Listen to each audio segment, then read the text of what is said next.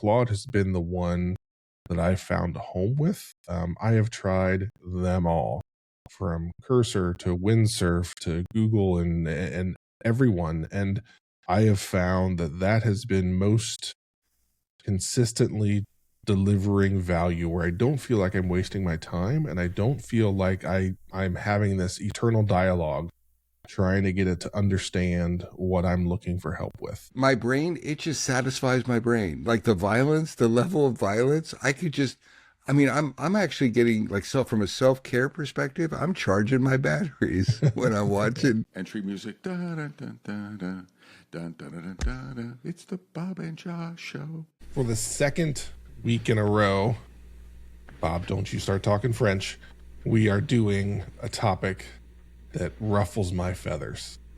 But Bob leaned on me. No, Bob broke me down. Whoa. Hold it. Come on. What?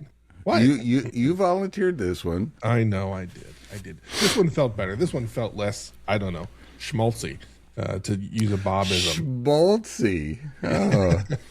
So today's episode is our favorite things of 2025. So things that we found along the way. There's a couple of content creators, Adam Savage and crew, do this every year, and I enjoy watching the videos that they create because there's always some interesting things that I learn and find, and more than once has turned into a gift for someone in my circle. So who knows if that will happen today. Just a couple of guys sharing things that along the path of the past 365 days we found that put a smile on our face.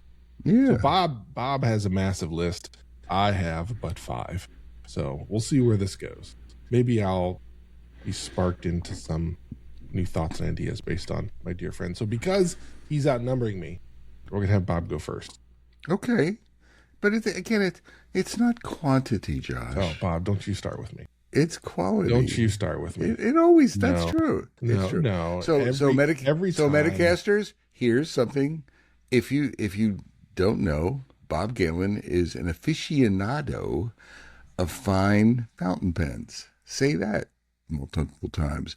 And I have a collection, and I hide the purchases from my product owner wife because it's an embarrassingly costly hobby for what you get. So this is a Pilot clickable pen. It has a nib inside. You can see it. There's the nib that comes out.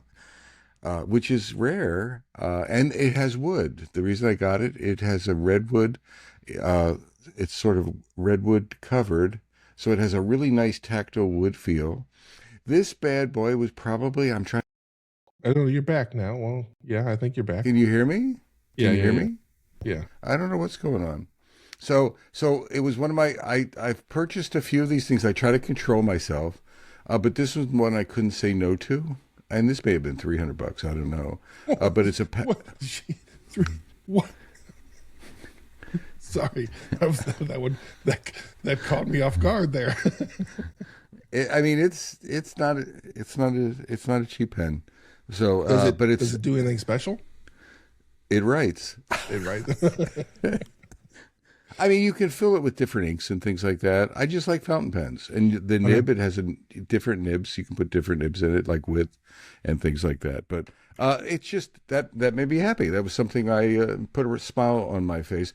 Again, I haven't admitted that because it's one of those really weird hobbies. I mean, it's a pretty common thing, right? Like pens and watches, and people collect those. For an engineer, I think I trace it back to my pocket.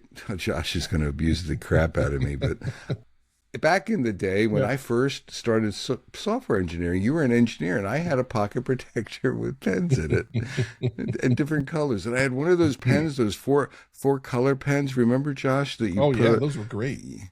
Those were great. And I had one of those, and so I had an array of pens for years. That's probably the roots of it. So that's my first thing. Younger members of the audience, let's define pocket protector, because I haven't seen a pocket protector in a long time, and it literally protected your pocket. No, it was a vinyl. It was a vinyl sleeve that was like a pocket, and you would slip it into your pocket, and then you would put your pens inside the vinyl to protect from leakage. And back then, I was always wearing Oxford shirts with a pocket, right? Button-down shirts, a tie, very often a tie. And there was nothing more embarrassing to an engineer to have like ink leaking through your shirt. So the pocket, it's got to be ruined at that point, right? Like it is ruined. It is ruined at that point. So that was the pocket protector. Yeah, man, days gone by. Okay. I will start off with something in that vein, something that I have started collecting over the past couple of years, but have really accelerated comic books, and specifically Batman comics. And there has been a new series that came out, Absolute Batman, that has been very enjoyable. Now, part of the problem that I've discovered is in my journey, I've discovered a local comic book store, and the owner is fantastic. And he's educated me a ton on exactly what's going on. And I did not know that not only could you buy the comic, for $4 or $5, they also had alternate covers. So for every comic that comes out, they publish the same comic, but with different covers by different people doing the art. So there may be one comic that I have about 20 different versions of, because there's different covers that I like along the way. So I have been successful in preventing myself from spanning out into more than Batman, because otherwise it becomes insanely expensive.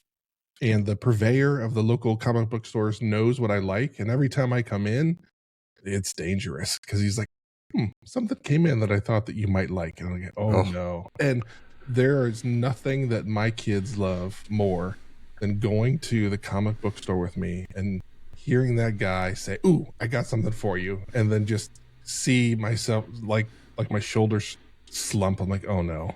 What's he gonna put on the table that I'm gonna buy? That he knows I'm gonna buy, and my kids would just start laughing at me like, "Oh, you got him." So, but it has been an enjoyable thing, and I enjoy reading them. I enjoy collecting them, and they actually appreciate and value.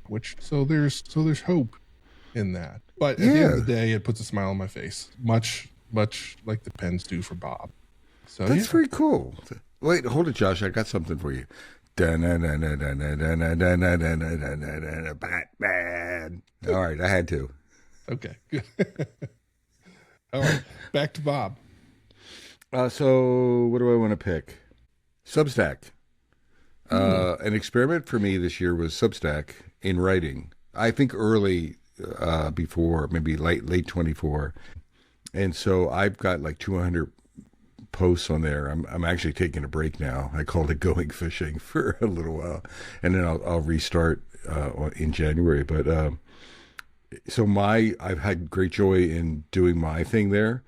I don't know if I do know the monetization isn't great, and the universe of people. Maybe I have 2,500 listeners, if you will, or subscriptions, somewhere around there. And so I don't know if that's good. I don't think that's a great number, but it's not bad. But it's sort of a nice outlet. I was experimenting with it. I was doing other outlets before and my own blogs, and I've centralized on Substack, and I like that. And then there's a couple of Substacks that I really enjoy. I wanted to mention. Nice. One is The Quiet Life with Susan Cain, and Susan Cain's initial book that she wrote years ago was about introverts. And the value of introverts. And she's a wonderful author. She inspires me with very thoughtful content. She has candlelight interviews on Sundays with different authors as part of that subscription. She has, what else does she do? She does chats and things in Substack. So highly recommended. And then there's this guy who's burst onto the scene recently, and it's called the Leadership Lighthouse. And I appreciate it's this guy, and I appreciate the Leadership Lighthouse. I subscribe. He does. So hard-earned money, even if it's a little bit, hard-earned money. So those are two. There's another one that I might think about, but I've gotten good joy and happiness out of Substack, and it's sort of a nice. I'm going to continue with that for a while. Yeah, I've found it as there is better engagement, not massive engagement, but I feel like people come there, they know what they're getting into. There's expectation of there's longer written pieces, and people will dig in and leave comments and share. So I've found it more effective than just like a personal blog because of the greater community of Substack and the recommendations from other Substacks and things like that. So that has been beneficial both to my subscriber base and to me finding people, just like Bob has said. So my favorite one that I read that just puts a smile on my face is PostHog. So PostHog is a software product as well, but they know their customer. They are a product for engineers built by engineers, and their content that they put on there is written targeted towards us, and it is thoughtfully well written. There's always a bit of humor, and the value in every post, I stop and I read the whole thing. There are not many that I read from cover to cover, especially when it's lengthy, because they cover some pretty tough things, and they do a really great job of just communicating clearly and effectively things that would be helpful to someone like me. So for all of the engineer types that are out there, or product manager types, the PostHog Substack is fantastic. So that was not originally on my list, but Bob kind of sparked something there, as he generally does. So we will go with that. Do you want to go back to you, or do you want to have me? Well, I was going to add to that, and then I'll do another one. So Jim Acosta was a newsman on CNN, and he was sort of attacked by Trump. I think he was going in the White House, and they kicked him out of the press corps and stuff, and he was ostracized. And I think he left CNN under, I don't know, whatever, not great circumstances. And it was more external pressure. So, for example, Jim Acosta is on Substack, and he streams there quite a bit. So if you're looking for, I know this is a little political, Metacasters. I don't mean it to be that way, but if you want to get, there's some actually truthful news coming out on, it's not TikTokian, but there's some good news streams coming out of Substack as well, and well-intentioned people. Acosta is one of those. One other thing I want to talk about is just a book that it's called Fourth Wing by Rebecca Yarros. It's a 3-book series. It's fantasy, probably science fiction, but more fantasy. There's dragons in it, so that gives you an idea of that. Bob's a dragon guy. I'm a dragon guy. Very well written. The Fourth Wing is the first volume in the 3-volume set. So and Yarros, Yaroos, I've read a lot of fantasy and science fiction. It's very well read, or very well written. Mm-hmm. So I would recommend to that if you're into fantasy. And I'll pass it over to Josh then. Okay. Hey, it's almost like we planned this, but we didn't. So Dungeon Crawler Carl, I will say it again. Dungeon Crawler Carl is a series that I stumbled on that was recommended to me, I forget where, and it is fantastic. It is a combination of Hunger Games and Rick and Morty. So it is, rated R, we'll say. Rated PG-13. We'll go with a PG-13 type of rating. But it does have a really good story behind it. I am on book 2 of, I think, 8. And I am enjoying it, and I am consuming these rather quickly, which is not the norm for Josh. So that certainly says something about how this has captured me. And it's I don't appear to be the only one that likes it as much as I do. It is good character not development, but he creates characters you care about, right? He finds a way to make that matter, and the story's good along the way. So I have fallen in love with that, and I look forward to continuing my journey through the dungeon with Carl and Princess Donut, and maybe you'll read it and figure out who those two are. But yes, really enjoying that series. I mean, I'll go with I think a movie and like a television series. Okay. And I was really struck. I watch a lot of like movies, but nothing noteworthy. And I don't catch new release movies very often at all. So you'll get why I'm fumbling with this a little bit. It's John Wick and the John Wick series. Oh yeah. And I just find myself, I can watch that. So I've watched that 100 times. Yeah. And I can watch it 100 more times. My brain, it just satisfies my brain. Like the violence, the level of violence, I'm actually getting like from a self-care perspective, I'm charging my batteries when I'm watching all the murders and stuff with John Wick. And now here's a new one. I've always watched snippets of Elf. Whoa! I thought you were not a Will Ferrell guy. I am not a Will Ferrell. I hate Will Ferrell. Metacasters, this is news. Like this is top the presses. I hate Will Ferrell, and Josh years ago made me watch Talladega Nights. Yeah. Oh, and I did it just out of love for Josh. And I did watch the whole thing, and it was barely tolerable for me. You lost your mind. It was barely tolerable, but then I watched Elf full time, maybe within the last week or so. It was like a holiday thing. Yeah. And that is so, I still struggle with Will, but that's a classic. Elf is, what a holiday gift he gave to us, right? Yeah. I don't know if any other actor who could play that role. Oh yeah. The way that he plays that role and he gets into that role. So a nod to Elf. And then television series, I've got one, again, it's been around for a little while. Yellowstone. Okay. Watch Yellowstone and fear Beth. Beth, like if I ran into Beth, the actress who plays Beth on the street, I would run. I would run and hide. She scares the bejeepers out of me. She is tough. She can take a punch multiple times. There's a scene where she's duking it out with this other woman, and she just like go ahead. She just puts her chin out there.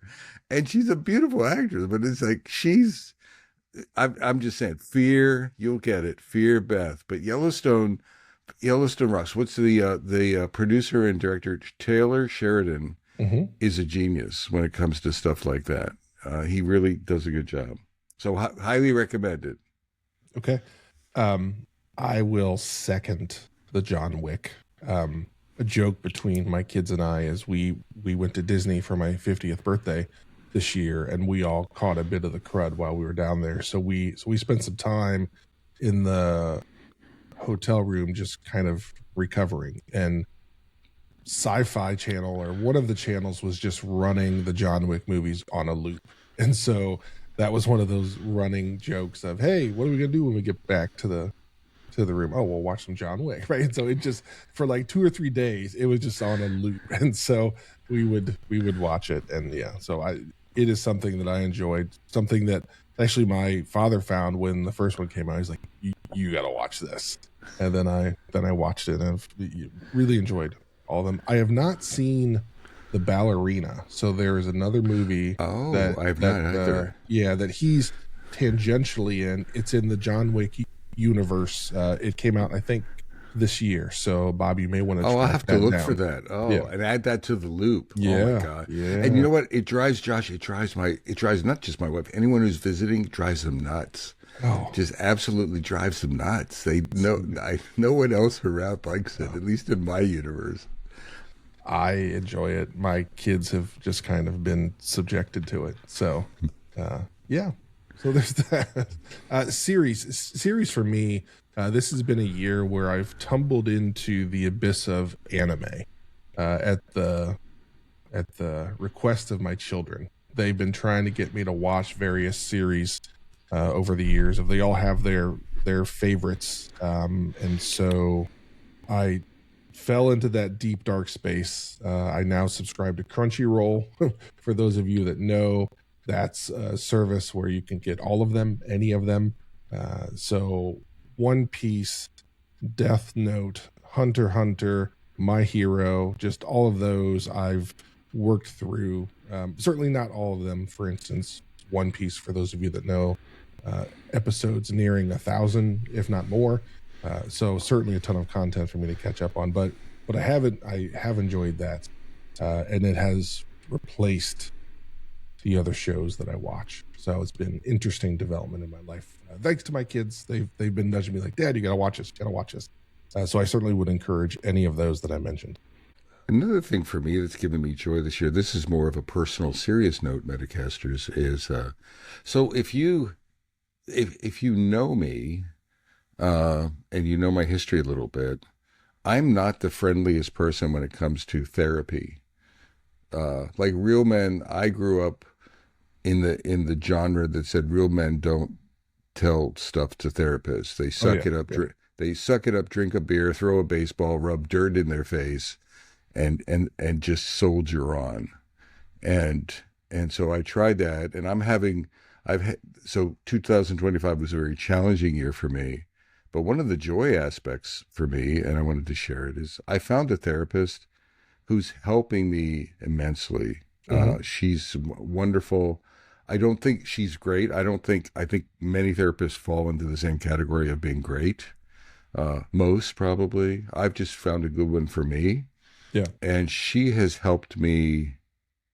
I don't know where I would be now with the amount of challenge I've had this year without my therapist. And I'm not saying that lightly. And it's not just her, it's her helping me do the work. Mm-hmm. So it's a combination of us. So when I think of Michaela, a smile comes to my face. And I've told her that, I've given her that feedback because I think she earns it. She's really helped me a lot this year. And I'm going to continue to need her help in 2026. So I thought I'd give a nod and sort of a tip of the hat to that, and maybe show some vulnerability. If anyone out there is thinking about, hey, I think I need help, but I don't really want to, I would say go get some help. Yeah. I would say I grew up on the tail end of that approach to manhood. And over the last 4 or 5 years, there's been some tumultuousness, which is quite a word. And certainly I have found someone, and I like Bob, I think I got lucky. And the first person that I reached out to, I did a bit of research, but I've heard stories of folks that have struggled to find the right person. But I know many people that once they've found the right fit for them to help them, it's made a huge difference. And same here. Bob and I were talking before we hit the record button, and there's been a lot of growth and change, and a fair amount of that has been driven by those discussions and me rethinking things as I evolve. So it's been very helpful to have someone in my corner willing to listen and challenge and do all of those things. So second that with Bob. Okay. Next for me, daily walk. So this kind of fits well.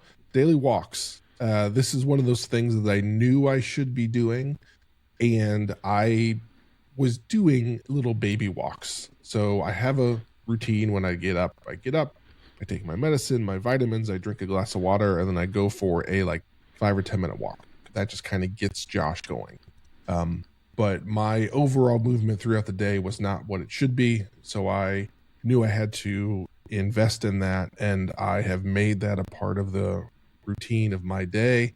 And now I'm a routine guy. So I have to build a plan of this is how my day goes. And that 45 minute to an hour walk, depending on the pace that I take, has made a difference for me physically, mentally. I think the biggest gain is on the mental side.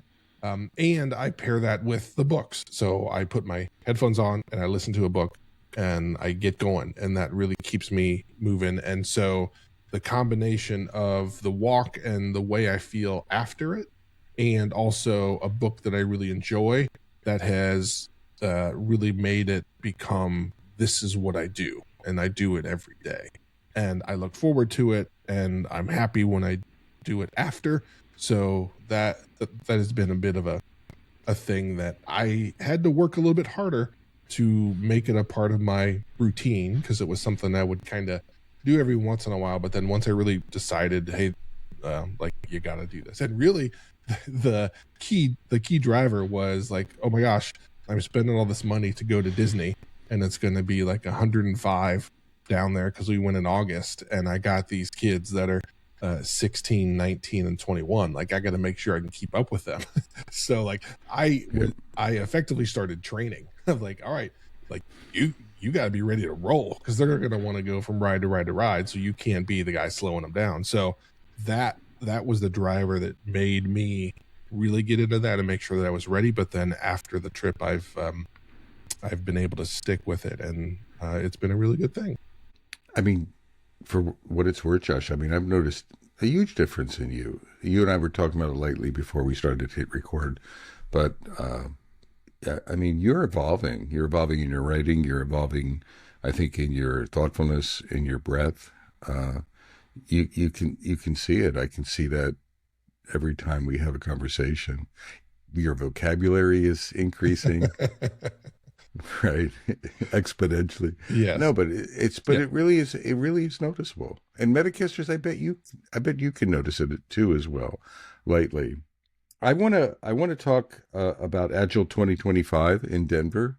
Was a conference this year that I attended, and the only reason, to be frank, the only reason I could really afford it, it's a pricey conference. It's like $2,500 or $2,000 to attend, plus travel. So it's not an easy attend for a guy like me where I'm at, unless I get a speaker. If you get accepted as a speaker, so I was lucky enough to get accepted as a speaker. I was invited, actually, and then I made the travel plans. I got coverage for my wife, which was a challenge, and I got out there, and it's such a blessing to hang out with my people, face to face, like Agile peeps, and in the community, and people I know and people I don't know.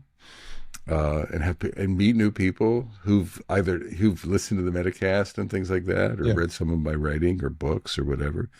And I just like the community. It just makes me smile. I wish I could do more of that. It's much more difficult for me to do that. I don't know if I'm going to do that this year. This year I'm planning on, in May, going to Germany. There's a coach camp in Germany. And so I have my heart set. I had to cancel it last year. I was going to go, and I had to cancel due to personal stuff.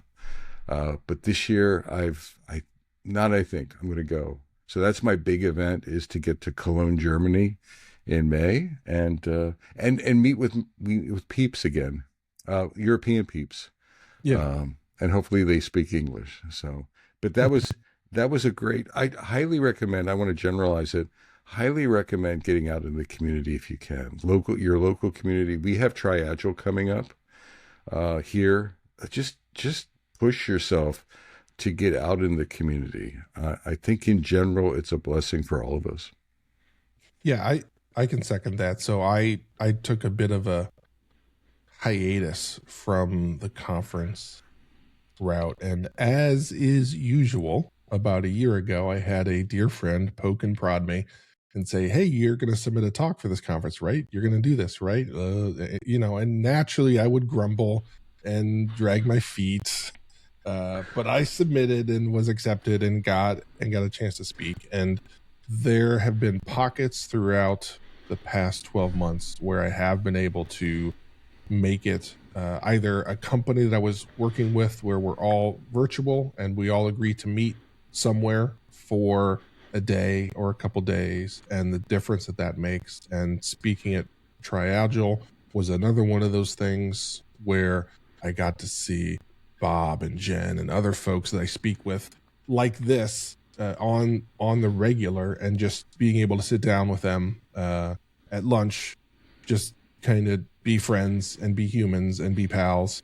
That was something that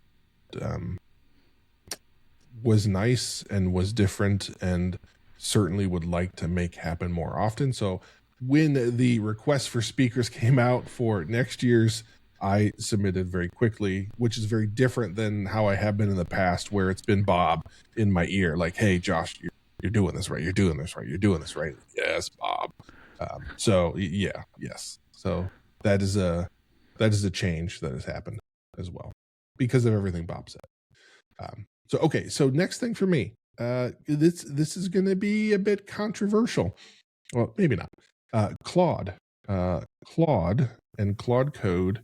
I have fiddled and futzed with just about every AI coding tool and AI general tool, and Claude has been the one that I found a home with. I have tried them all, from Cursor to Windsurf to Google and everyone, and I have found that has been most consistently delivering value, where I don't feel like I'm wasting my time, and I don't feel like I'm having this eternal dialogue trying to get it to understand what I'm looking for help with.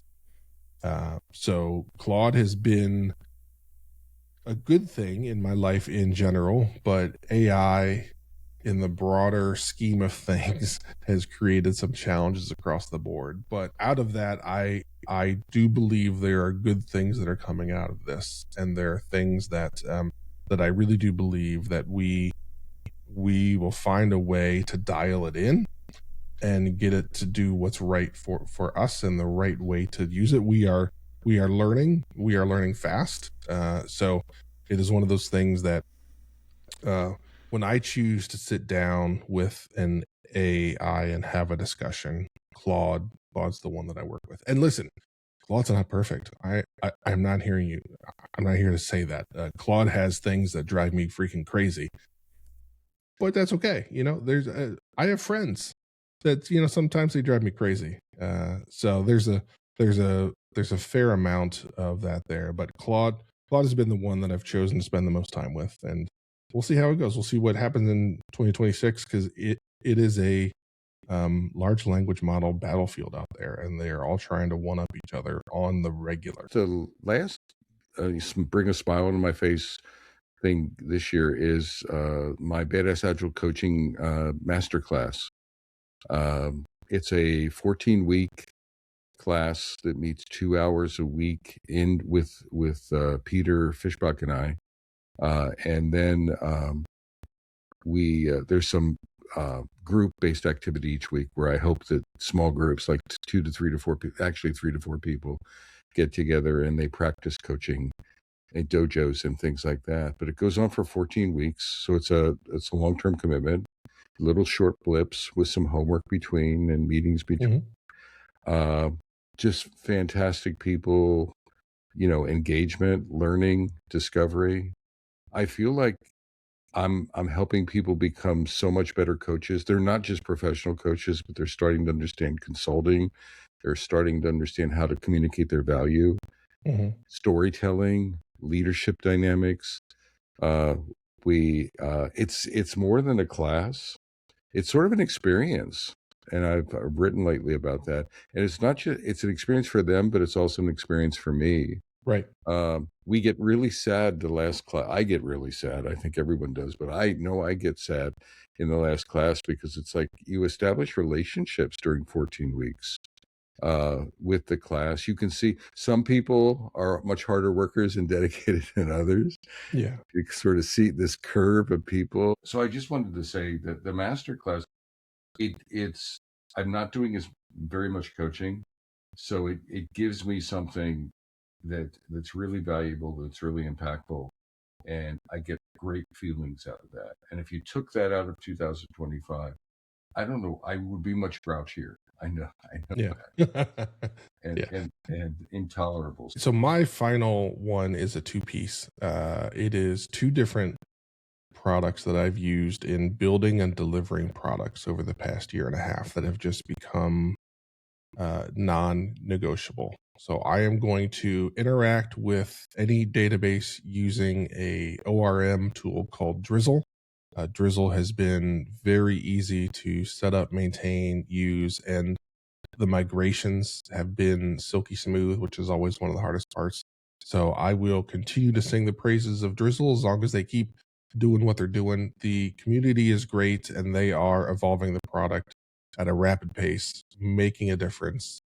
It's a tool that I look forward to using, that I can rely on, that I know is easily consumable for every member of the team. If you're a full stack dev and can write TypeScript code, writing database code is now simple and easy. So it has opened the doors to some of the folks that I've worked with in the past that are more front end focused and kind of kept the database side at arm's length because it was just different and wasn't comfortable. And this has made it comfortable and consistent and easy across products. And then lastly is where I choose to host my products. That's a product called Railway, and they are fantastic. I am not a DevOps guy, but it has made my confidence in doing DevOps type work of deploying, configuring, setting up multiple environments and different environments per branch. Everything that you would want in a development environment, they've made easy. And they continue to make it better and better and better. And every Friday they send out, this is what we shipped this week. And it's like, holy shit moment. Like, you guys, that's freaking amazing. So they build a great product. They continue to evolve the product, and it makes it simple and easy for folks like me that aren't experts to confidently deploy products and know they're deployed well in a secure manner.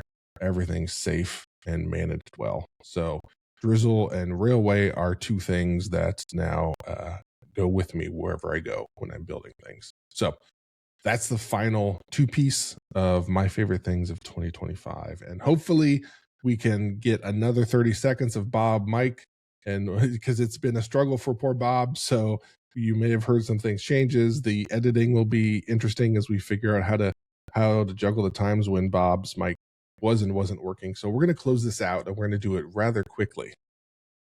So Bob, I hope you can speak. Yeah. And what I liked about this, and it was Josh's idea, so he must have been drunk or something, but it was his idea. It was like positivity. Yeah. So it was a hell of a year, but I like this, like, what was good in the year? What made you smile in the year? And it was nice reminiscing. So I'm getting a smile on my face now. This is a nice way to start the day. Learn some things from us. I love Josh's walk idea, and he's inspired me. I'm a lazy person, so but he's inspired me. I've been wanting to walk, so hopefully we've inspired you to look at some things, to try some things, maybe look at a tool, look at a book, watch John Wick for 10 minutes and get your blood pumping, whatever it takes. That'll do it. But it was an interesting year, and hopefully you got something out of the episode. Absolutely. Okay, Bob, close us out. From beautiful downtown Cary, North Carolina. Beautiful downtown Fuquay Arena, North Carolina. I'm Bob, rosy-cheeked Galen. And I'm Josh, rosier cheeked. I don't know. Anderson, gosh, Shake I'm the worst. And bake. I have got to get better at responding to the Bob's middle names. That's my resolution for 2026. Okay. All right. We'll see you, everybody.